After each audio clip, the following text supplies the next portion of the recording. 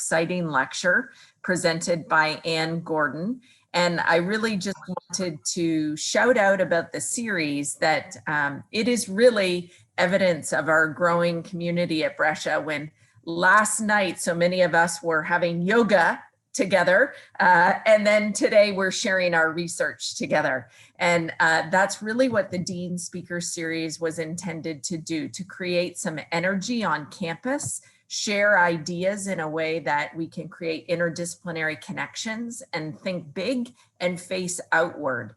And so Anne, very much a member of the Brescia community as an alum, and I know Dr. Jen Pekoski, who is our research officer, will introduce her formally, but I just wanted to share that we're into something very special with this lecture today. Anne brings so much strength, and I've had the pleasure of talking to her many times over the last couple of years, and really thank Advancement and Alumni Relations, because they originally are the ones who put me in contact with Anne, and the relationship has grown ever since. And so for all of you, welcome to Brescia University College. Welcome to the Dean Speaker Series. And I will pass the baton to Dr. Jen Pekoski to introduce our speaker today. Good morning, everyone. It is a pleasure to be with you. It is a pleasure of mine to be able to introduce Anne to you. Anne Gordon's long career has focused on agri-food, rural business, leadership, and international development in the entrepreneurial, nonprofit, and government sectors. This took her across North America and to Afghanistan, China, Costa Rica, Ethiopia, Kenya, Pakistan, Sierra Leone, and Tanzania. Today, Anne is an emerging artist, largely self-taught. Her photography and paintings are influenced by the observation and attraction of color, texture, nature, and her many travels. Anne is a Brescia 1978 graduate and ambassador on Brescia's Advancement Committee for the Lead With Us campaign. She is also a published author for her contribution to Women's Economic Empowerment, Transforming Systems Through Development Practice, published by Practical Action Publishing Limited, UK. It is my pleasure to welcome Anne to the Dean Speaker Series as a valued member of the Brescia community. Anne, please take it away. Feel free to unmute yourself and screen share. Thanks very much, Jen. I'm just going to do the screen share piece now. And I appreciate anyone, whoops, here we go, who has been through this before. And it looks like we're up and running and ready to start. Again, thanks Loretta and Jen for that wonderful introduction, and I'm really pleased to be speaking with you today. The focus is women's economic empowerment and looking at more closely at developing economies and agriculture. So the focus will be on strategies that I have used and others in the international development sphere to transform market systems and give women equal opportunities to be able to succeed and advance economically. And so this is from my experiences in this area of international development.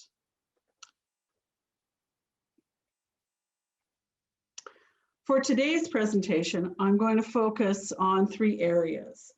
I look forward to sharing with you some of my career experiences and learning on women's economic empowerment in developing countries that I've worked in.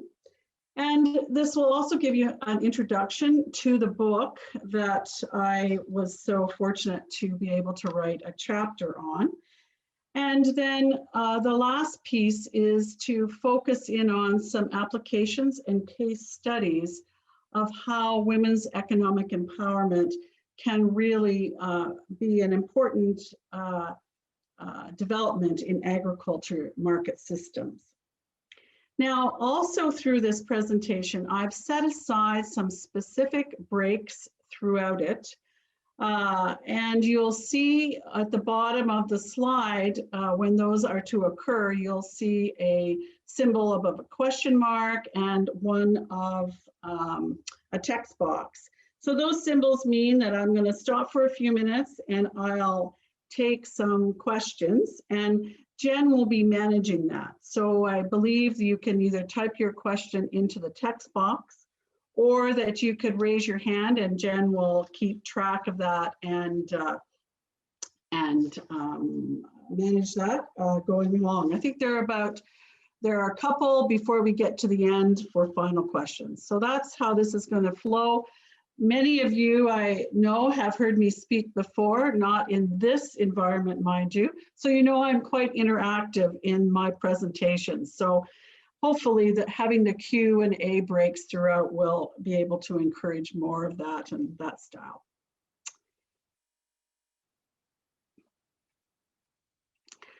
I think we need to begin with the definition of what women's economic empowerment is. And this definition is from the International Center for Research on Women.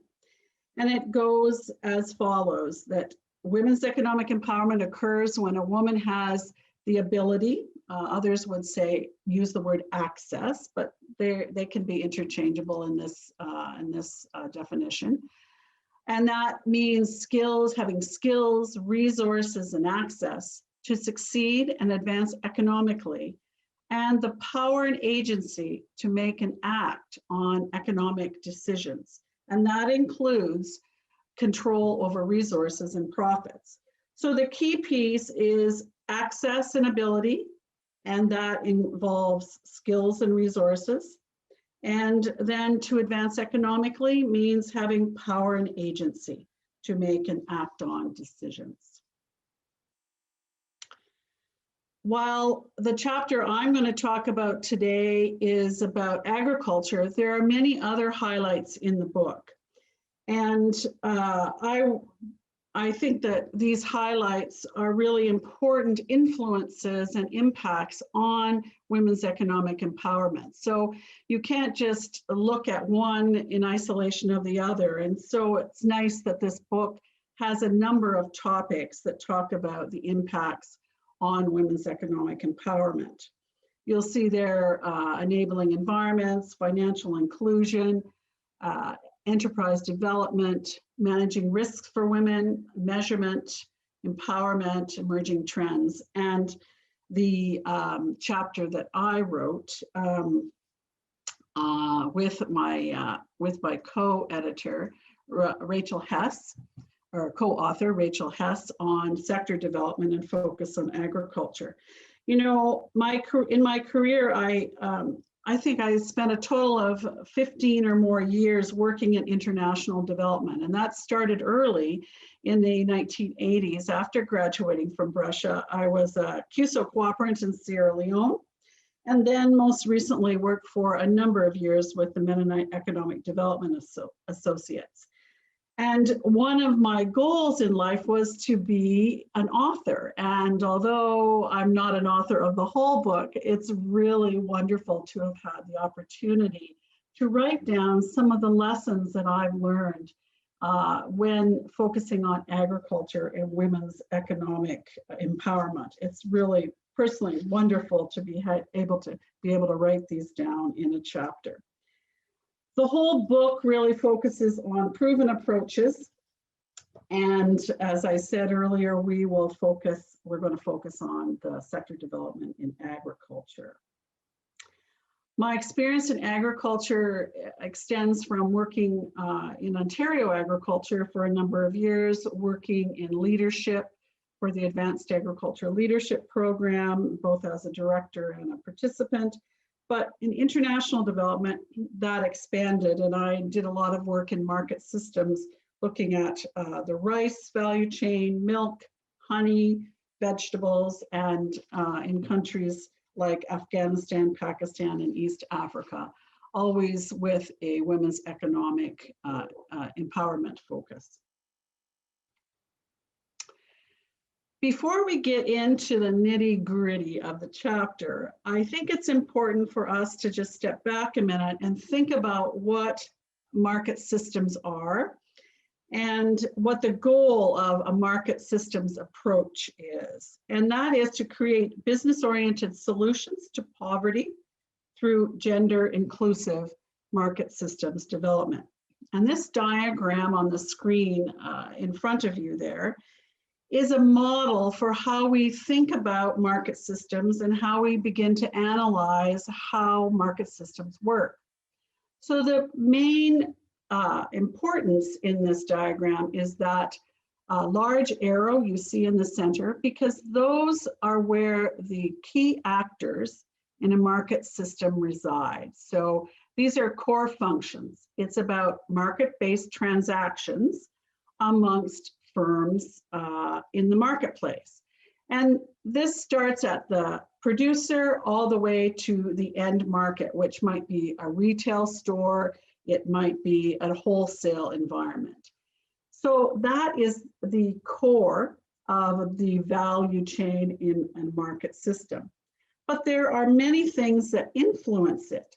So if you look above that arrow, you'll see there's a section on services and infrastructure.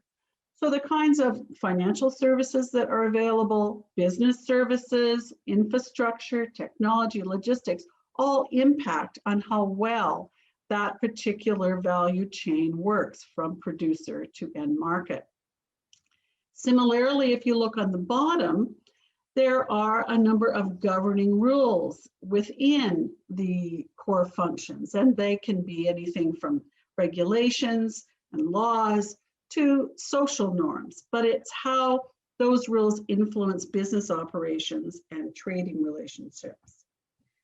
And we need to understand how this whole system works and its influences.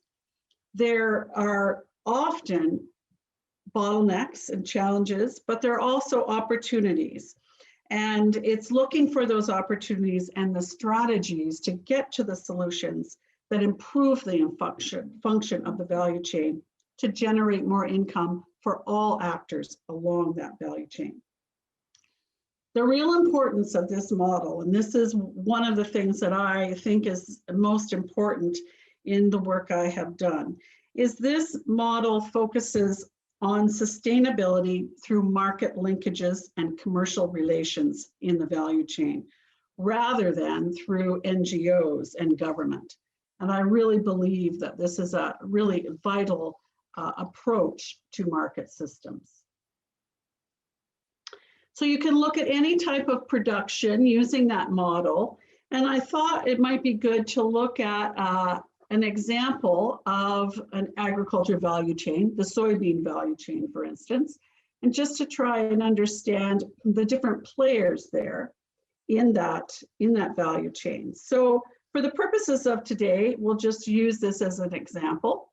So let's go to that long arrow in the center, and you'll see some of the core market actors. They would be input suppliers.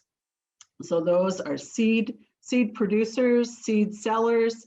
Then you have farmers that actually grow the soybeans. They then would take their raw product to traders, or traders would buy from those farmers. Traders would then pass their product along to the processors, buying and selling. Those kinds of transactions are happening throughout. And then finally, the retail market or wholesale market. And I have a number of arrows there at the end, and that really denotes that there could be domestic markets as well as international markets for the soybeans that are produced along that chain, or the type of soybean products. So look at the kinds of service and infrastructure that impacts on that. There needs to be truckers to move the product. There needs to be good roads to move the product. There, financial institutions, mobile phones play a big role in the functioning of a good value chain now, extension services and equipment dealers. And if you look along the bottom there, there's some interesting examples of the governing rules that play a role in this. Land tenure. Who owns that land that's being used to grow soybeans? Is it women? Is it men? Are there licensing involved? What other government relations are there? And then a look, because this is about gender inclusive market systems, we need to understand the gender bias and the traditional practices. And while we're looking at this value chain and understanding how it works, really the ultimate goal is to increase income for all the actors along this and really improve the functioning of this value chain. That's what the work of understanding and working with market systems is involved. But it's really important to understand how it works in a gender, using a gender lens. And using a gender lens, it really helps us gain insight into what roles men play in the value chain and what roles women play. How many women, how many men are in the value chain or support the value chain through services or are part of creating the governing rules. A goal would be equal participation. So if that isn't there, then what are the factors or constraints that are keeping women out of that functioning? And then looking at the solutions. Solutions proposed to increase the participation of women and equalize that with men.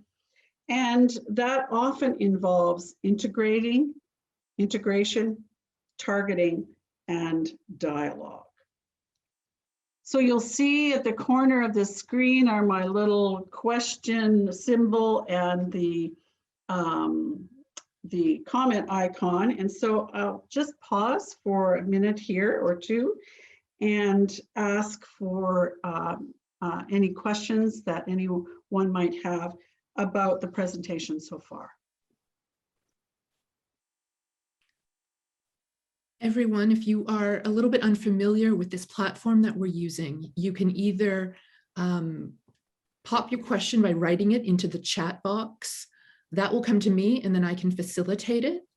Otherwise, you can use the raise hand function, and you'll find that in the black bar at the bottom of your, what you should see is a bar on your screen that has a reactions button on it. If you press the reactions button, there's a raise hand function there.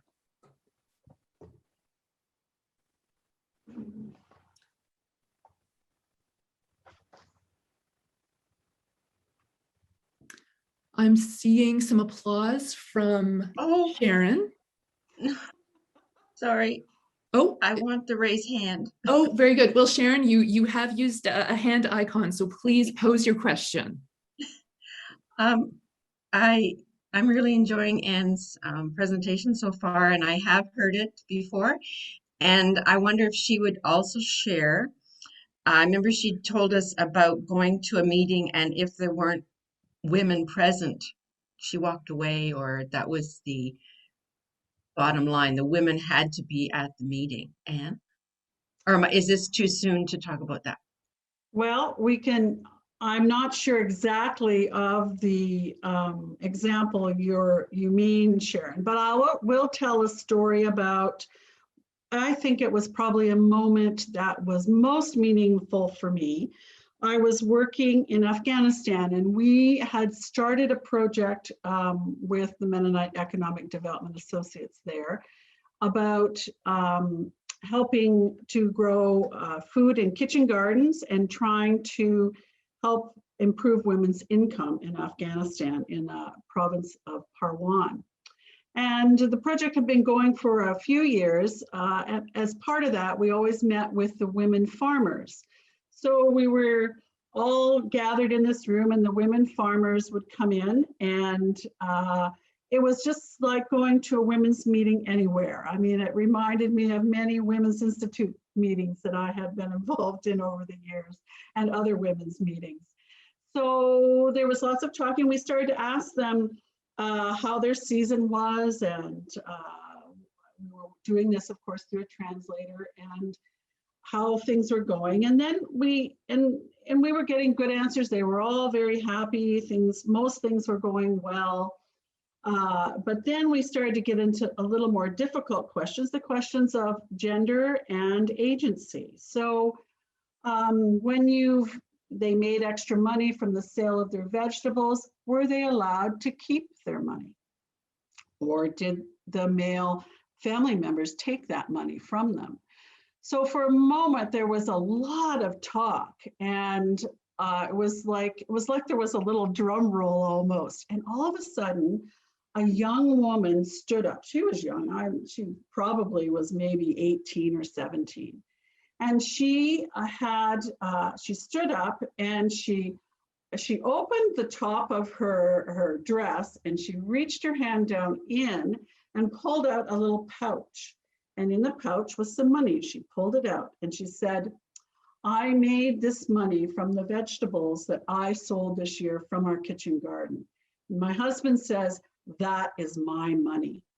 And the whole room just erupted in this great, wonderful sharing of emotion. And while I know that that didn't happen in every family, that woman was a real role model in that instance, and really showed that our work was making a difference, and it was changing lives and changing families. And so I don't know if that was the one you're talking about, Sharon, but I will never forget that moment, because it was a really powerful, powerful moment. And that sounds like it. What you've conveyed to us is a very powerful story that really illustrates some of what you're trying to get across here. Are you open to one or two more questions at this juncture? I think we should move along at this point. Okay. I was just looking at the time, but Okay. maybe you could hold those questions and we can put them. I just want to make sure we have time to get through the presentation. Absolutely. Absolutely. Okay. I'll make note of them. Okay, thank you. So I want to talk now about some of the key challenges and constraints for rural women. Some of these challenges that I have seen, that I've worked through in various value chains. And of course, they are around access and agency. Without access, that means skills, resources, and the ability. And agency, again, that's power, action, control of resources and profits. Increased incomes do not contribute to women's economic empowerment. And so some examples of these are the lack of access, like access to financial services or mobile phone technology, women's specific targeted training, those might be limited, or access to technology. Then when you look at agency, you're looking at the disproportionate workloads. And that means many of you might have heard women especially in developing countries, have a huge triple burden. They have a reproductive work and responsibility, productive work, so that means subsistence farming and employment, and then also play a role in communities. So it's trying to help to reduce the burden of those workloads. And also the lack of agency includes the little ability to make decisions either in their household or their communities. But in market systems, we do look for ways to overcome those barriers. And in my experience, and those who have worked in this area of international development, I think they would agree that the interventions listed there really can make a big difference. And interventions or programs that help to change relationships within the value chain, that help support women in new roles, that focus on their businesses and upgrading their businesses or their firms, and also involving men in the solutions. So we're going to look at these 5 areas a bit more closely now, so you can understand the kinds of solutions and interventions that really have worked. So the first area is strengthening relationships in market systems. And that, in this slide, we're talking about the relationships between the different actors. So between buyers and sellers, between the people who are providing services to the value chain actors, also the governing bodies and how they relate to the market system that you're working in. So you want to improve the relationships between the different actors, if you think back to our earlier core slide on that. So it's really important to strengthen these relationships because improving the linkages between input suppliers and farmers and cell phone providers and market outlets is really important. And a couple of examples I've listed there are that when you work through this and you try and build those relationships, and some of that is done through looking at the market and doing an analysis and seeing how women are involved or men are involved, but bringing that together. And men and women buyers see that the business potential and securing adequate volume of supply, high quality supply, is really important.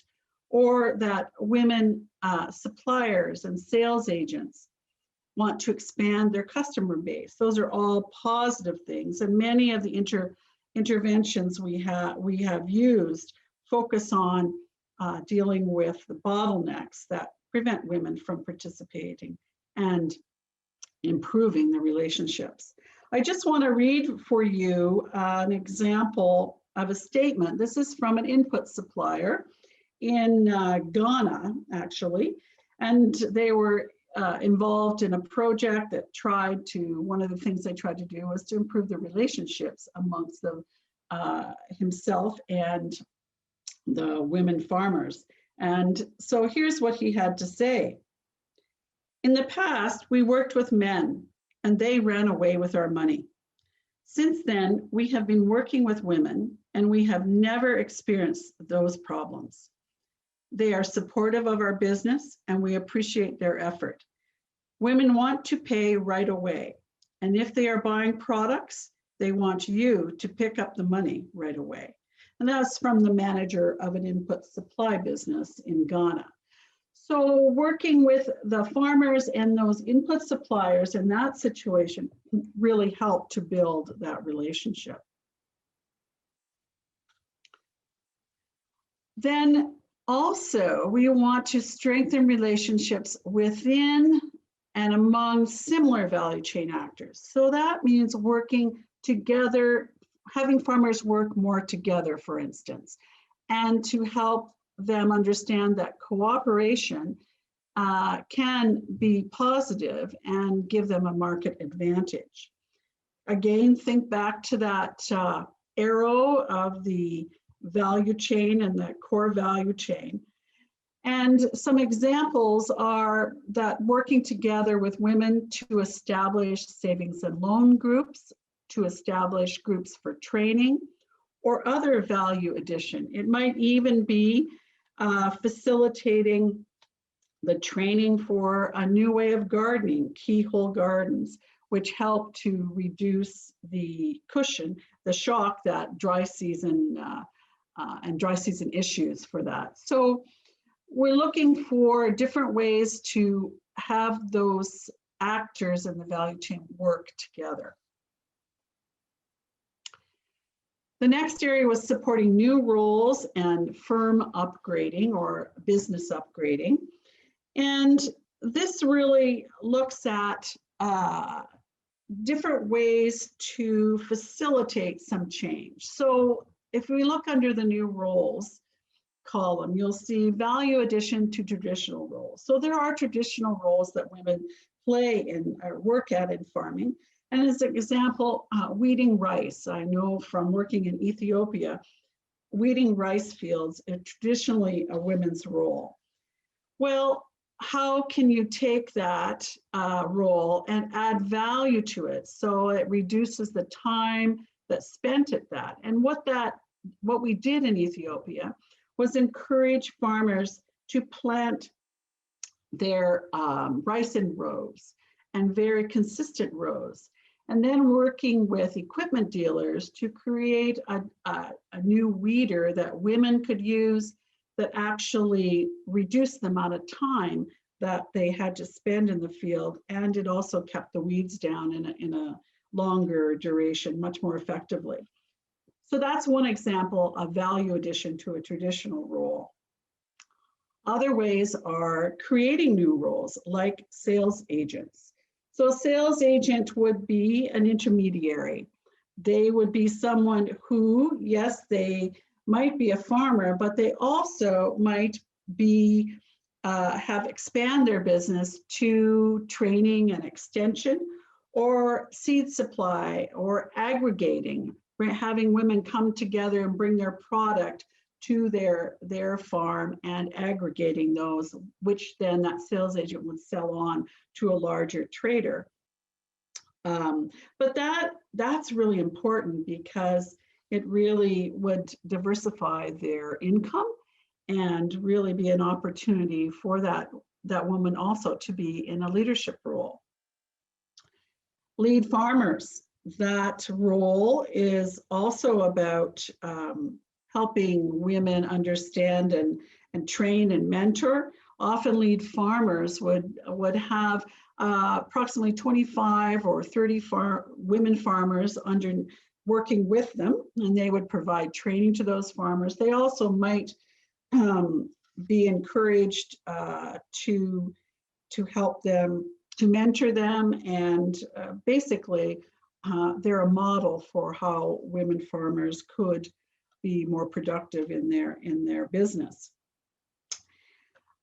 If we look to the other side of this slide, we see the idea of firm upgrading and business upgrading, and that's really about thinking about what a business could do to add more value, to produce better product. And that can be anything from establishing a technology fund to help people purchase a technology, offering incentives to try different technologies.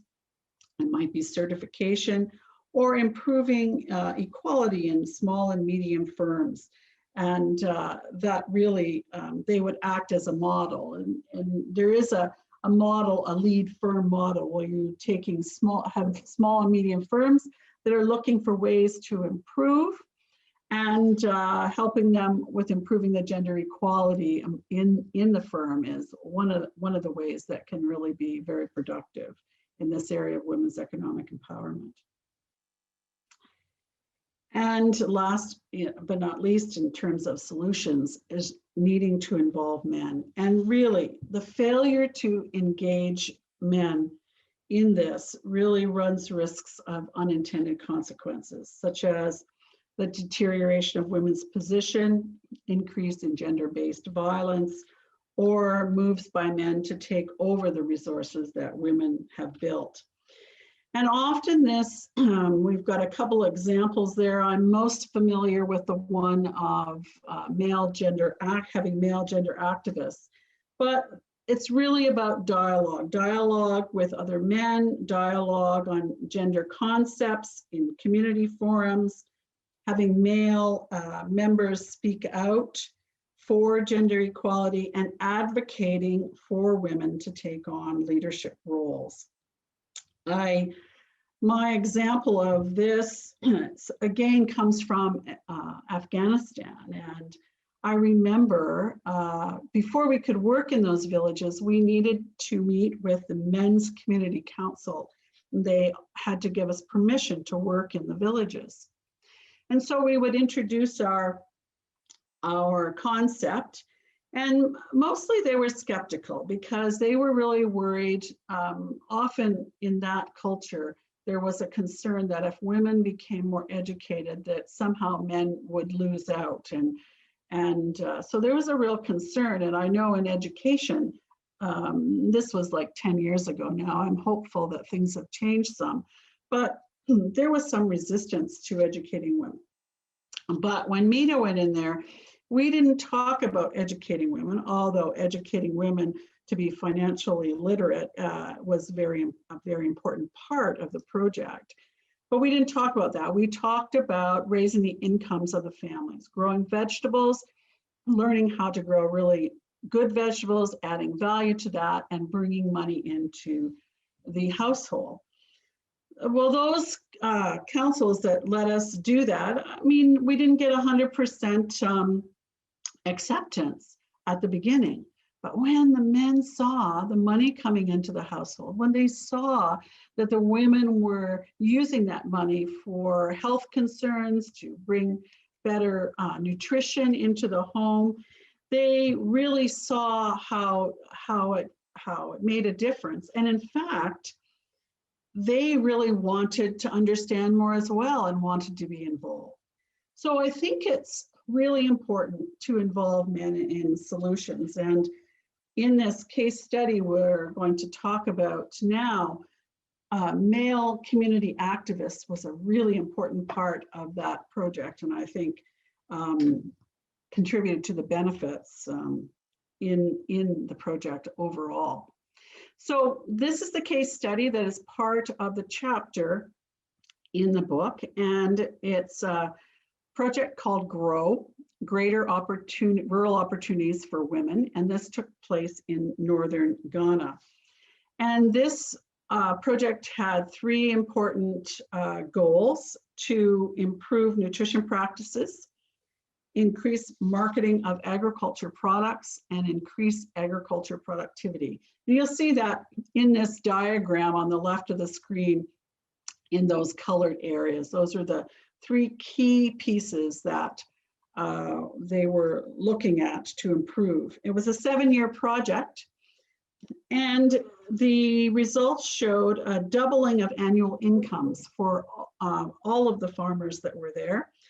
And 80% of those women farmers reported income stability, compared to the 27% that said they had income stability at the beginning of the project, or the baseline. And we feature a woman in this chapter called Damata as an example. And she lived in northern Ghana, and she was the sole supporter of 7 children on a small subsistence farm. And that's the spot at which she was introduced to the GROW project. And the GROW project really did provide a chance for her to develop that farm business by planting a new crop. And this crop was soybeans. And it also provided the opportunity for her to learn new skills in agriculture and also new business practices. The project chose the new crop soybeans, and I think this was it really contributed to the benefits in this project. Soybeans in northern Ghana was known as a gender neutral crop. So that means very few people were growing it, and it didn't have an association with either gender. It wasn't something women grew, and it wasn't something men grew. And so by using this as the crop that was the predominant crop that was promoted, and also it would improve the nutritional aspects of those families in the areas. So it added a couple of benefits, but by it being a gender neutral crop, this avoided some of the cultural issues that might have developed if another crop had been chosen. So I think that was a really important piece in this project. Not every project would have that luxury or be able to find that unique of an opportunity, but this one did. So back to Damata then, she was a farmer, but she also developed her business as a sales agent. And that meant she aggregated and harvested soybeans from her neighbors and then selling that to a larger scale buyer. And I just want to read an excerpt from the book again, just to give you a little more details about her business. So Damata, as a trusted sales agent, she provided the critical first link among a network of remote, small-scale farmers. many of them women, and the nearest market town. Her neighbors saved time and money on transporting their harvest individually, and the town-based aggregator values the opportunity to buy larger volumes of high-quality soybeans. Damata's service earns a small commission on each bag. In 2017, her combined income from sales and farming was $684 US, nearly 4 times her earnings of $172 from farming alone. As a sales agent, Damata was successfully negotiating prices and delivering terms with her male buyer, creating positive impact for the women from whom she buys soybeans. With more income, Damata has a broader range of options for use of these resources, and she is now building a house and saving to buy a 3-wheeled motorcycle to make transportation of her soybeans easier. So I think that's an interesting story, and I think she's just one of many, because there were 20,000 women farmers that were reached in this project in northern Ghana, improving their income, but also their confidence, leadership, networks, food security, and nutrition. And the key strategies that were used was during market research, they identified soybeans as this gender neutral crop. So that was a main focus, but they also introduced other crops that were dry season resistant and keyhole gardens that would help to supplement diets and improve nutrition. Lead farmers and sales agent roles were created to diversify businesses and give women also important leadership roles in the community. And there was the start of savings and loans groups and the promotion of those and more access to technology. And women were equipped with agriculture and business skills. And ultimately, it really increased their household income, their access, and their agency, which are also the very important pieces of women's economic empowerment.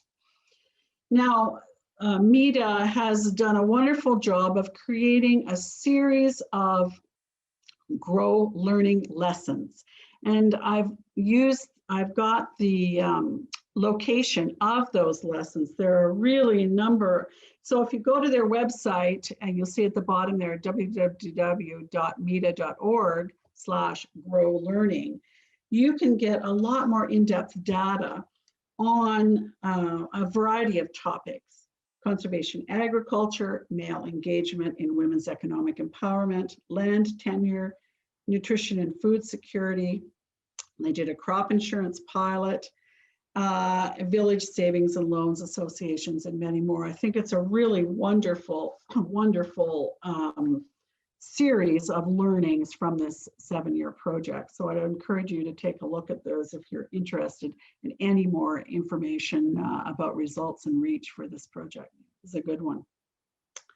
So you'll see these 2 symbols at the side here, which means we've got a few minutes now to stop and just take any questions. So Jen, I don't know if you have any left over from the last We do have a couple of questions, Anne. So okay. Let me start with a question from Gabe Ferguson.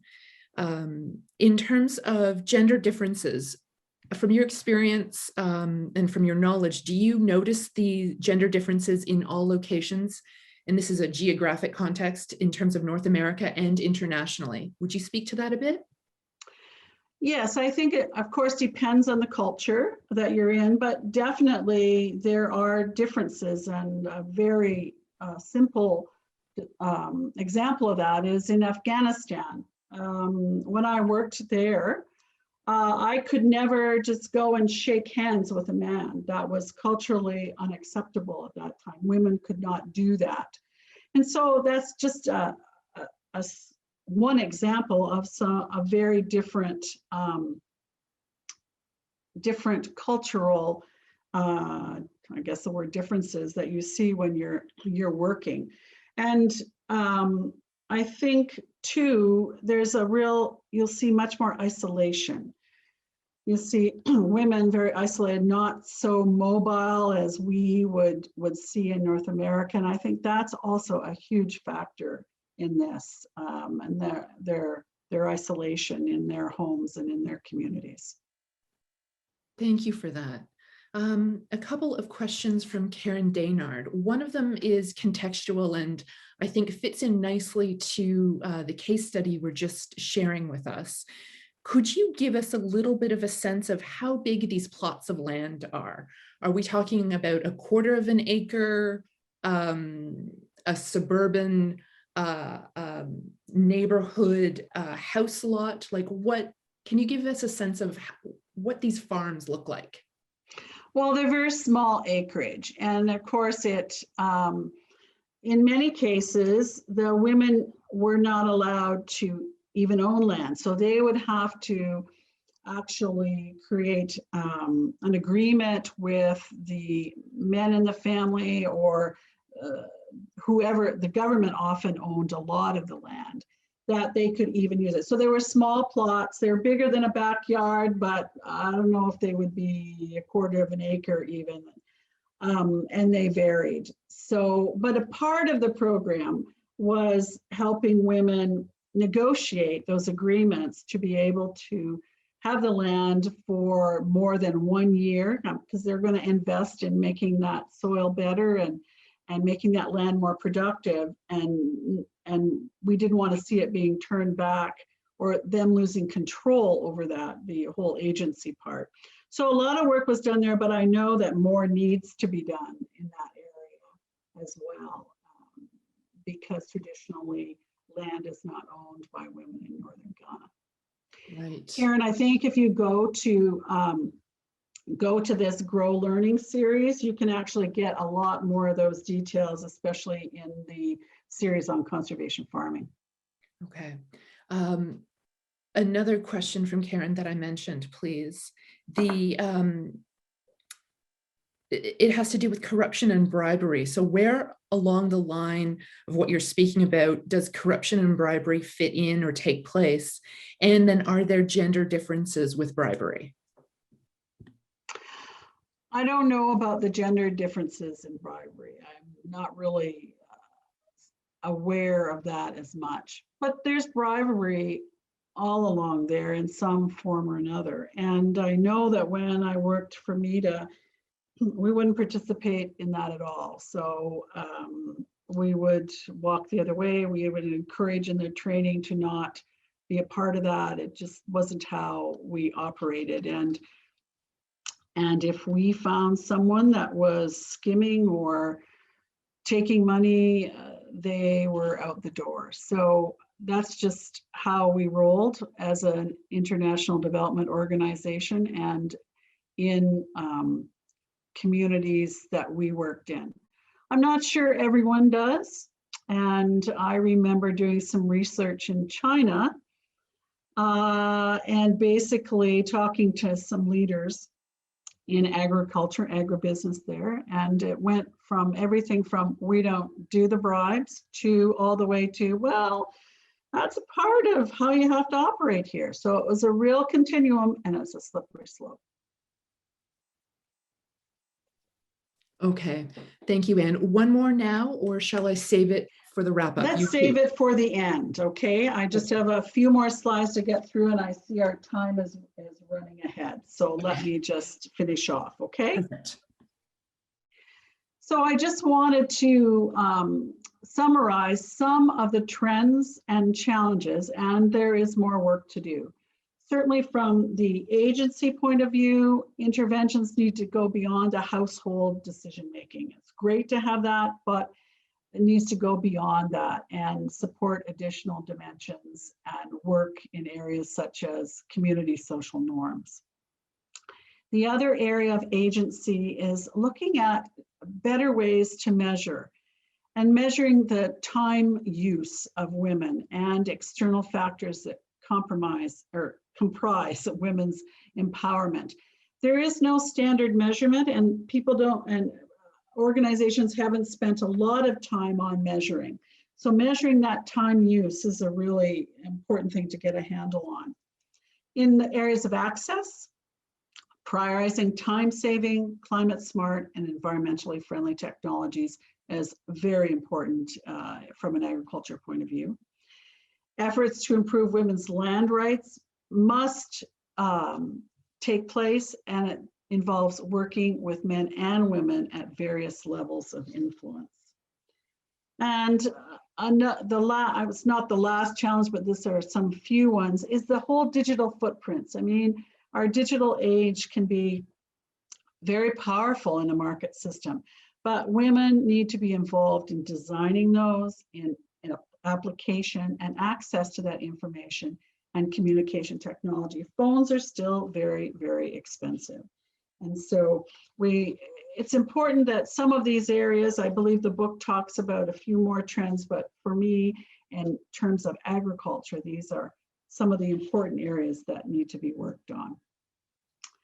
So in summary, I hope this talk today gave you some more understanding of women's economic empowerment and how that can be achieved through agriculture market systems, and that it piqued your interest in this publication and that you might want to learn more there. And then you enjoyed my stories and experiences in working with women's economic development projects. I want to express my thanks to the Mennonite Economic Development Associates for their source materials for this, and also for over 10 really powerful years in my life when I was able to make some change in this area.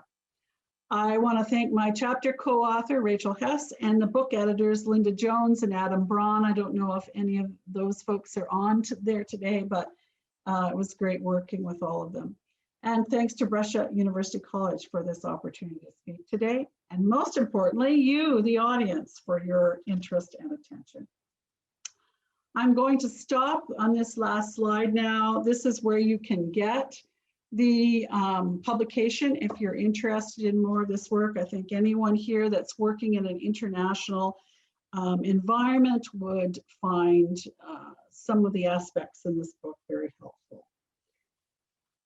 Jen, I'll take a few more questions, and we probably just have about, what, 5 minutes left for that? That does seem like what we have. So just to begin, I'm seeing in the chat that comes to me, I'm seeing a lot of kudos and thank you to you, Anne. So let me start by saying that and echoing what I am seeing. This was excellent, educational, and informative. You certainly have shown us how you have made change through your work and your efforts, and have brought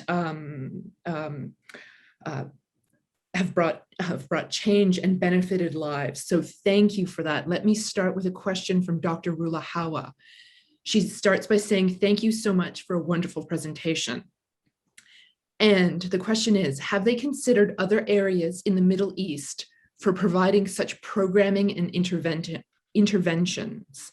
Villages for, say, in Lebanon, the West Bank, or Gaza, areas that rely on agriculture and women could use some of these initiatives. Would you be able to speak to that a bit?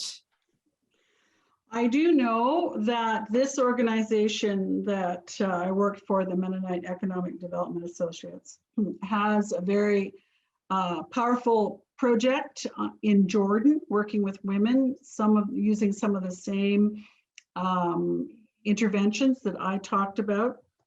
I also know that Mida worked, and probably still is, at a project in Libya, albeit that project wasn't as hands-on as maybe many of the other projects. There wasn't as much mobility there to work with projects.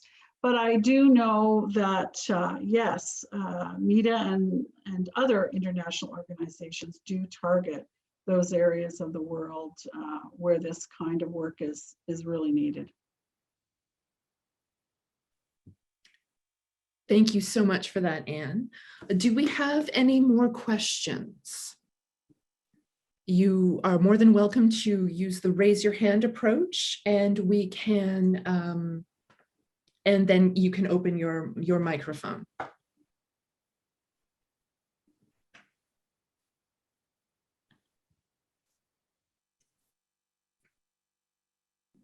Well, and you certainly have given us a lot to think about and to take with us, and you have absolutely given us a another model for leadership that is so important to all of us at Brescia, students, staff, and faculty. So we are very grateful for your time and expertise here. Thanks very much, Jen. Thank you. So I will offer a last call for questions, but otherwise, I do want to say, oh, excuse me, I am seeing one. Rula, would you like to ask your question, please? Sure, certainly. Thank you so much, Anne, for such a wonderful presentation. I'm just curious if there are opportunities for students to get involved. And again, sorry, I apologize. I joined 10 minutes late. I had another call, work meeting, an hour and a half. So I've been on Zoom since 10 o'clock.